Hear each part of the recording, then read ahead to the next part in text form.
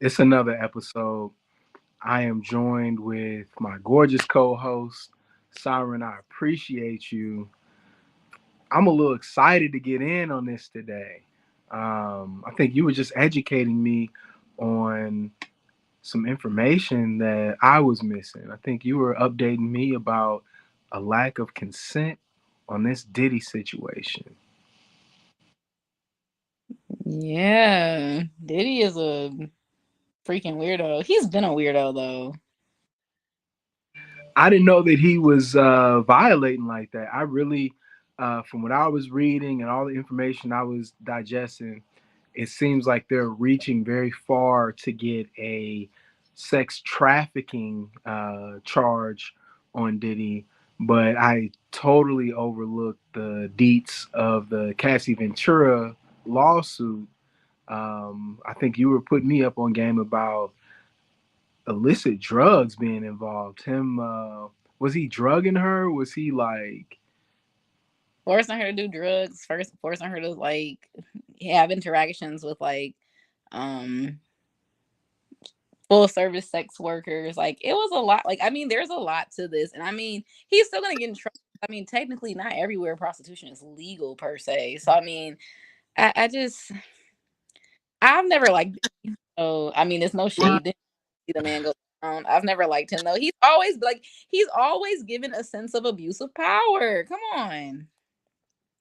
I respect that. I've said it before. I probably said it a lot lately.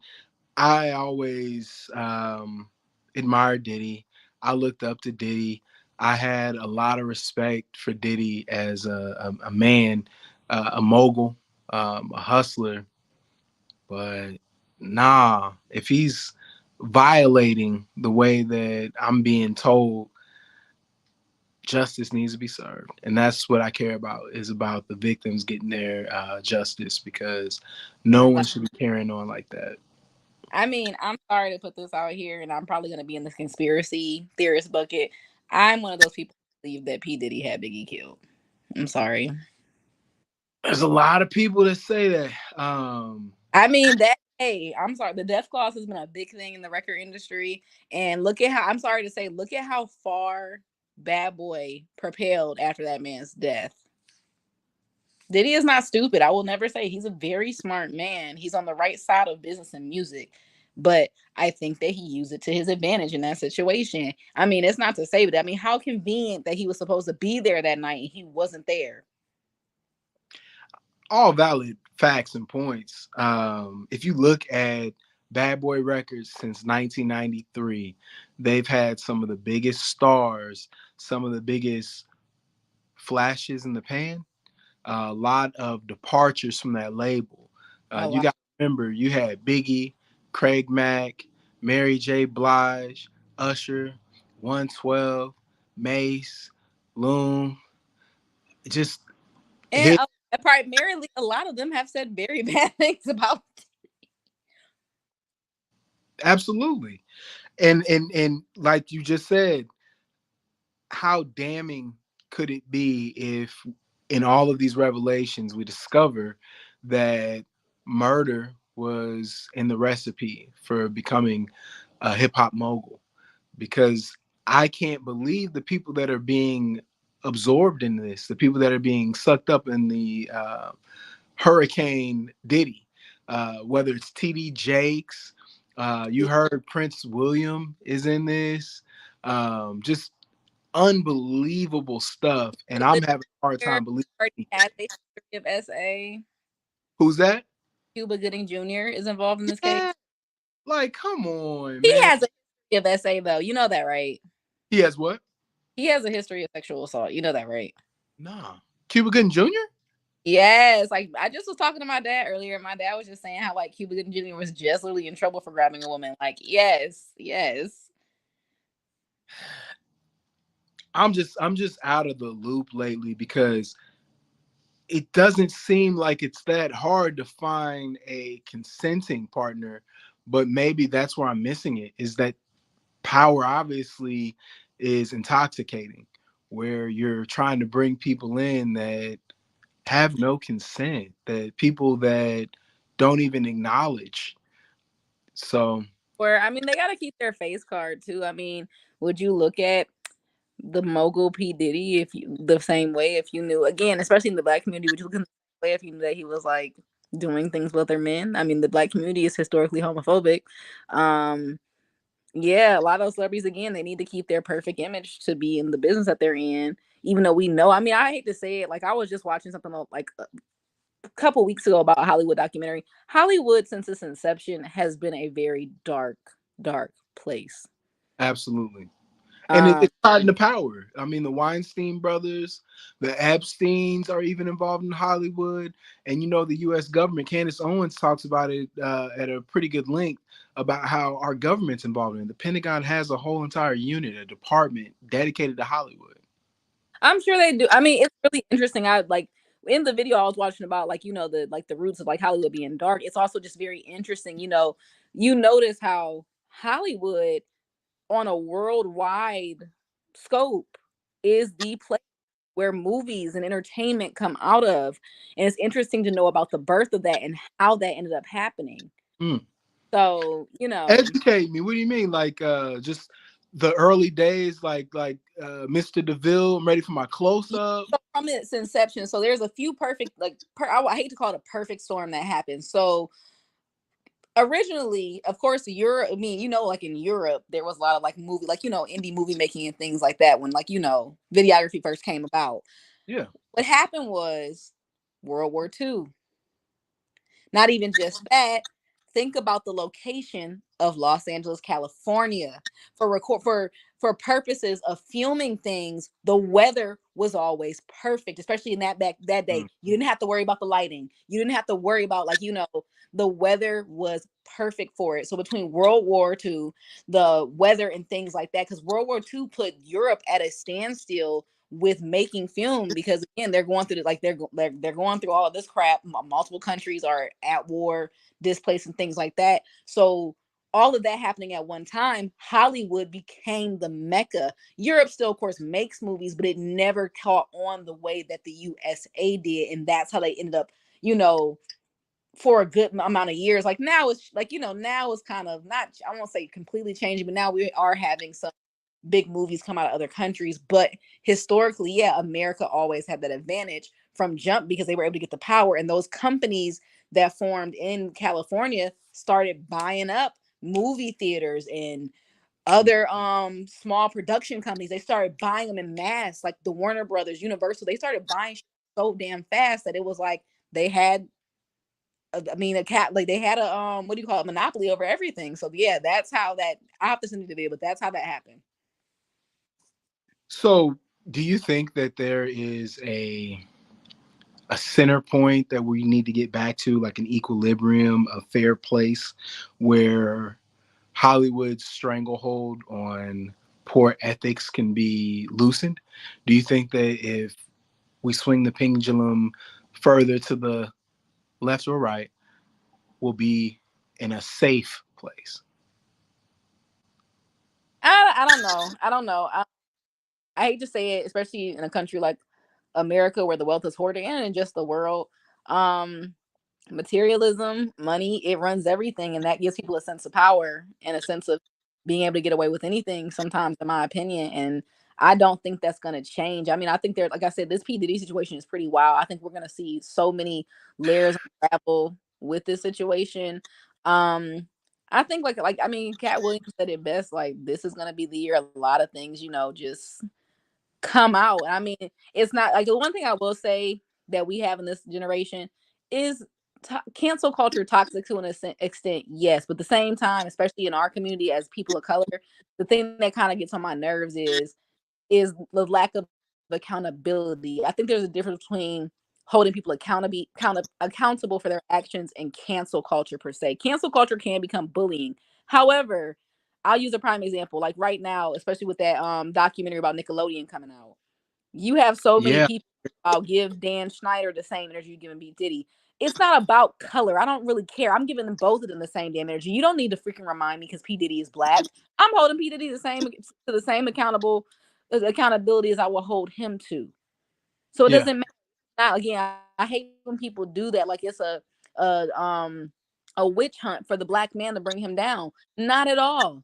Not at all. We've been through this too many damn times. It's not about that. It's about, hey, there is someone, I don't care if they were purple, they are causing harm in the community. It's time to talk about it. And that's just it. I mean, we all go through in our personal lives. We've all made bad choices that had to be held accountable for it. So that's just is what it is. Absolutely. I just, like I said, I do feel that there is that reminiscent feeling that you get from COINTELPRO with this whole Diddy situation. Um, you've heard of COINTELPRO? Explain that for me. Yeah. So J. Edgar Hoover had a counterintelligence program. It was called COINTELPRO. It's where they literally went out to target black figures and take them out. It's how they got MLK. It's how they got Malcolm X, Medgar Evers. It's the FBI, the federal government, finding dirt on people, tapping phone lines, and just being that ever-present force to catch you at the opportune time. And this out of nowhere, right? But it's so well documented over decades, 3 decades of abuse, assault, and violation after violation. I don't know how he couldn't have gotten caught sooner. Just like R. Kelly. I've been listening to Satisfy You all day. I don't know how we weren't able to see these monsters sooner. And when you talk about accountability, is it really accountability or is it revenge? I had to say this earlier to somebody for personal reasons for myself recently. I credit and applaud Cassie Ventura. I mean, for coming out and telling her story. I think that we are in a different time bracket, especially I can say as a black woman, and I'll say this for black men, where back in the day, I'll say especially as a woman, women had to put up with more BS from men, whether it be black, white, whatever. We Yeah, are not in that time period anymore. So now more people, when they are ready to, and if they are ever ready to, are now speaking. So I think that's the difference. I think that's what happened. That yeah, people are scared of the big bad wolf. Diddy has money. Diddy could silence you. Diddy could do whatever. But someone took a stand, and I think that is a difference. Now, yeah, now we are. We have don't ask. I mean, don't ask, don't tell. Not that myself. I'm sorry, but we have different things. Or what was the when Weinstein came out? me What was too. Me too. We have that. I'm not saying that everybody's using it to using it in good ways. I know there are those outliers who use it for bad sometimes, but we do have a lot of people, victims, men and women, who are speaking up. And I hope, like I always tell men, especially when they talk about the patriarchy is beating your ass. That was my next question was, do you believe that the patriarchy is still intact? It still exists? It still has power? And it's bad for everybody. I literally it's bad for everybody. This is gonna some of my comments are gonna be off topic from Diddy, but it's Mm. bad for everybody. It is not good for us, nor I look at men all the time and the mental health issues and the struggle and the depression. You men have high rates of suicide. You can't tell me that that's not because the patriarchy is holding them down, telling them you can't cry, you can't do this, you got to be doing this. That don't make you a man. That's what's probably killing them off. Because again, when y'all get sexually assaulted, y'all ain't talking about that. We've had so many, especially celebrities, so many problematic celebrities who probably wouldn't have been so damn problematic if they had somebody to talk to because they were touched as children or somebody did something to them. So Let's the talk about that a little bit. The I guess this is touching on the patriarchy. I see it all the time now, and I think it has been exacerbated the last 3 or 4 years, and I don't know what to do anymore. But it's like we took a time jump, or maybe we missed an era, because men didn't have the latitude to do a lot of things that men are doing now. And at the same time, I think society had checks and expectations on men that were different. Um, if I can elaborate, you would have a cousin, you would have females that would check you and would enable patriarchal behavior, right? yeah, They enabled it. And now you're starting to see those pillars of society being removed, and there's no net. It's just falling into the grinder. And I think that, taking a 30,000-foot view, this seems like a new victimization, if that makes sense. It seems unfortunate, and I really feel bad for these men, because if you really observe it, they're following normative tradition. They're following an ethical code and being punished. I can't think of any other time in history where order has come off the rails and led to such detriment in a straight line, if that makes sense.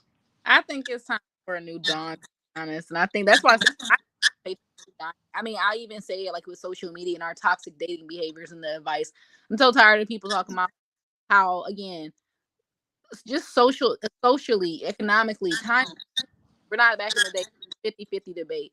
Personally, they'll call me a pick me. I don't care. And I work. So I want somebody else who work. We can go 50-50. I don't really care about that.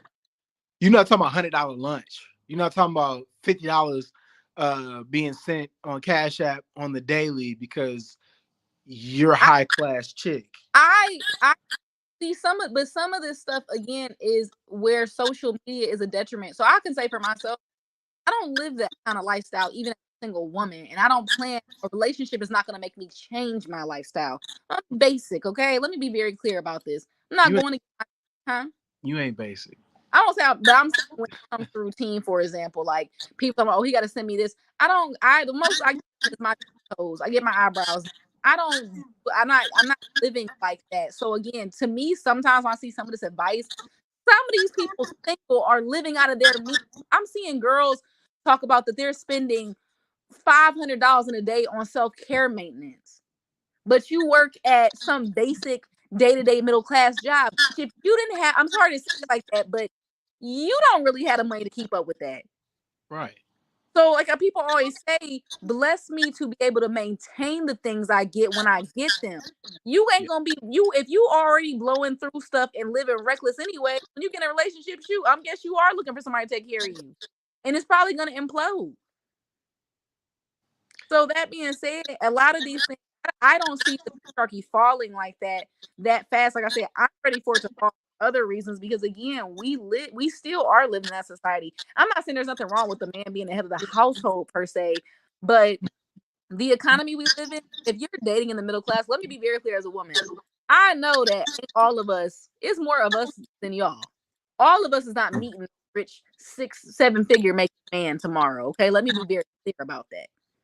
So if you meeting a 9-to-5 guy in crappy economy, I can assure you, most of them cannot afford to take care of you and a whole household and God y'all kids on their own so you can sit around and do what? On top of that, I always have a problem with that too because like I tell people all the time, what if your spouse gets sick, they get paralyzed? What if they die tomorrow? What if they put you out of the damn house and you don't have nothing on that? Right. So You're I mean, realistic. you gotta be. I'm sorry to say, I'm long gone the days when I live in a fairy tale. You know what though? I'm from what I've seen the last few years, it's game, and I feel bad for women because of the situation or circumstances they put themselves in. Women want to portray a certain lifestyle or a certain standard, and when they portray this, they usually find themselves alone. I think a lot of times women have children and they really need to provide for their children. And it doesn't sound as good to say that I'm saving for daycare or I'm saving for summer camp or something that's practical. So women have taken on this persona to say wild stuff on the internet like, oh well, I like, what are you eating for lunch when you have a 30-minute break that costs $50, that costs $75? Why Exactly. do you feel that you're disrespected or degraded if you eat Chipotle or Chick-fil-A? I don't know, but I'm saying that the portrayal and the characterization of this modern woman has confused us all because you have women in the extreme like you who sound sensible. You have women in the extreme like Cardi B that start to sound sensible, like they actually understand how money works. Oh, And hey, Cardi B, yeah, she's smart. you said she's smart. Mm, I oh yeah. mean, she sounds like she actually understands something about money, and she's been around men with money because that's how you get rich. Is making little plays every day, creating a nest egg, investing in businesses, and actually growing wealth, as opposed to saying the crazy nonsensical stuff like you're buying Gucci and Louis and Chanel every It's day, teamwork. every week. It's teamwork, and I'm like, it's funny. Think about it, like you said, Cardi B, sensible, but think about it. The women who actually talk about this, God forgive me, because I'm gonna say I'm sound like a pick me on here, but I don't care. The women Mm. who keep talking about this are not women who have money like that. That'd be the delusional part of me. You're hearing the thing that was me off for a while was when Birkin bags became popular amongst middle class people. The delusion. This is the crazy thing. Rich people buy counterfeit designer. There's study after study that confirms this. There's survey after survey that's starting to hit the light of day. The rich, they really love money. They're not foolish enough to spend their wealth on Birkin bags. That's not realistic. That's not what real people do. Like the richest man in the world, when it's not Elon Musk or Jeff Bezos, it's the head of Louis Vuitton. And it's because their system is so pervasive and their wealth is so well established, they are their own economy. But people outside of that don't understand it because they want it so bad. They glorify it to that level. It's just a label. And it's a label. The Birkin bag thing always, because you can't just go and buy a Birkin bag. Mm. So I hate when people talk about Birkin bag, because you can't buy a Birkin bag like that. You have to have what? There's X amount of purchases you have to have through Hermes to even get a Birkin bag. On top of that, you don't get to pick the Birkin bag you get. Mm.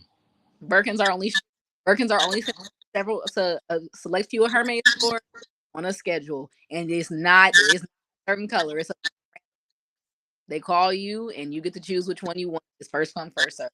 So it's always very delusional to me when we have people who don't understand these things talking about things that they're not involved in. And not just being, what happened to being okay with being a normal person?